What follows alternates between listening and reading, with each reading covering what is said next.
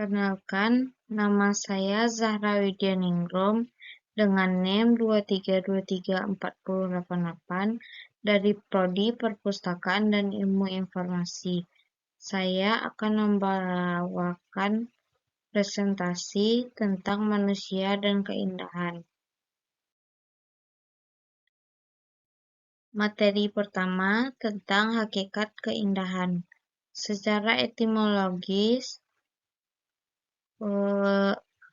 keindahan berasal dari kata indah. Indah berarti keadaan enak dipandang, cantik, bagus, benar, dan elok.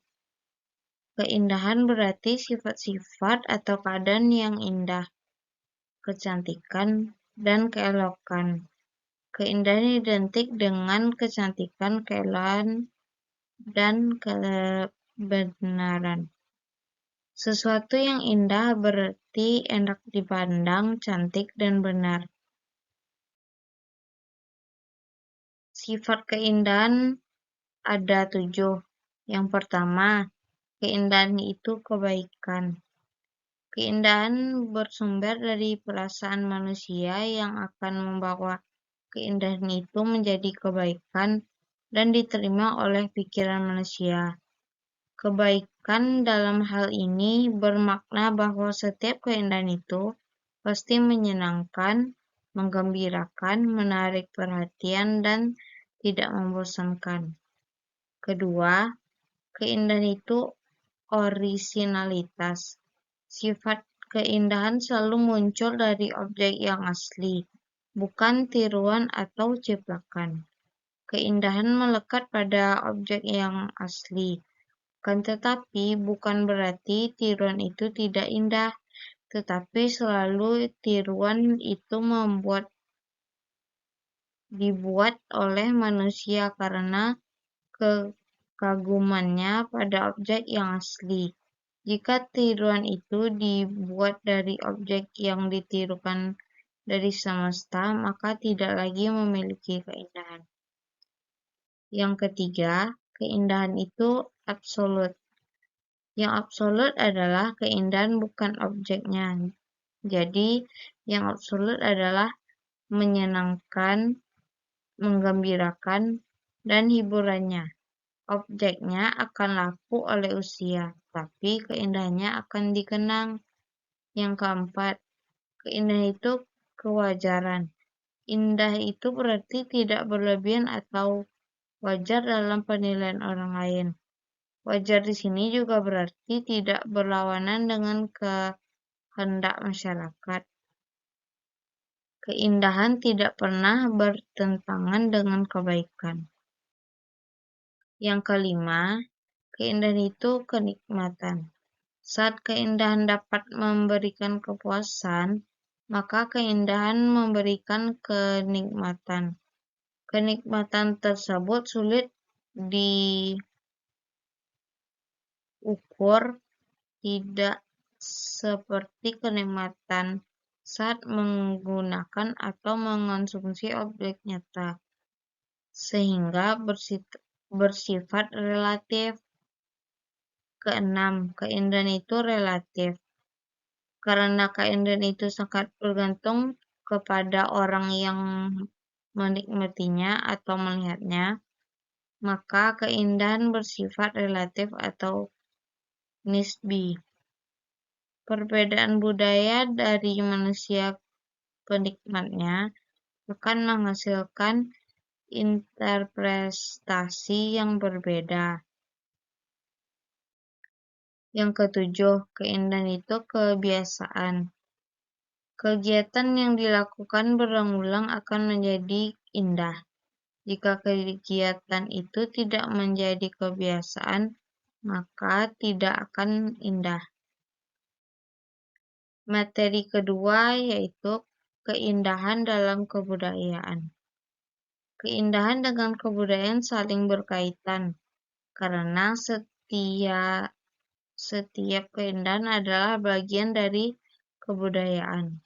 Begitu juga sebaliknya. Salah satu keindahan yang menjadi budaya adalah cara berpakaian. Setiap budaya dengan caranya sendiri memiliki keindahan tersendiri. Melalui keindahan berpakaian, maka akan memunculkan keindahan dalam penampilan. Sejalan dengan itu, keindahan akan berlanjut ke tutur kata, sikap, dan perilaku. Selanjutnya, keindahan penampilan akan membawa kepada proses interaksi sosial. Melalui interaksi sosial, maka keindahan akan mendapatkan penilaian sehingga sifat keindahan akan muncul.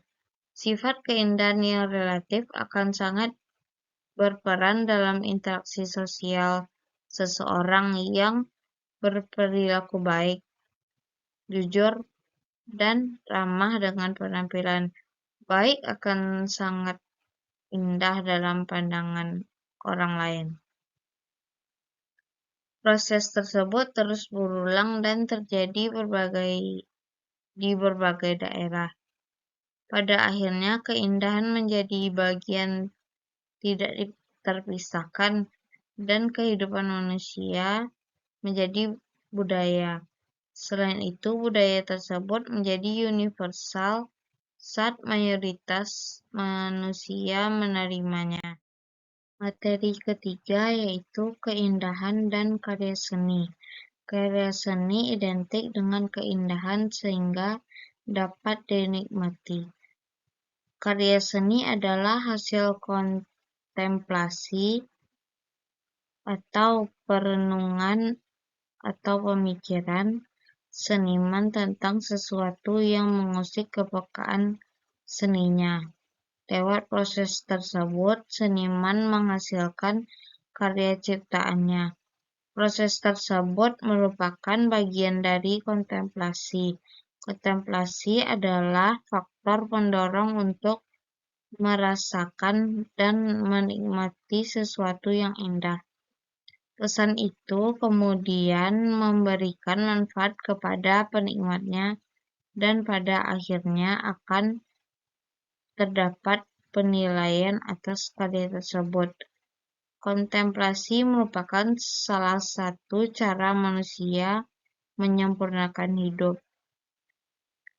Kontemplasi menggunakan seluruh faktor pendorong yang dimiliki manusia seperti kreativitas dan imajinasi. Karya seni khususnya karya sastra syarat akan simbolnya yang digunakan sebagai implikasi makna yang tersirat. Hanya pembongkaran makna yang tersirat ini terkandung pesan-pesan yang bernilai. Penggunaan simbol-simbol tersebut sebagai salah satu upaya seniman untuk memperindah karyanya. Dalam karya sastra, sastrawan mengajak pembaca untuk bereksplorasi menemukan hakikat makna yang sebenarnya. Salah satu karyanya adalah puisi. Baiklah, sekian hasil presentasi saya. Terima kasih. Assalamualaikum warahmatullahi wabarakatuh.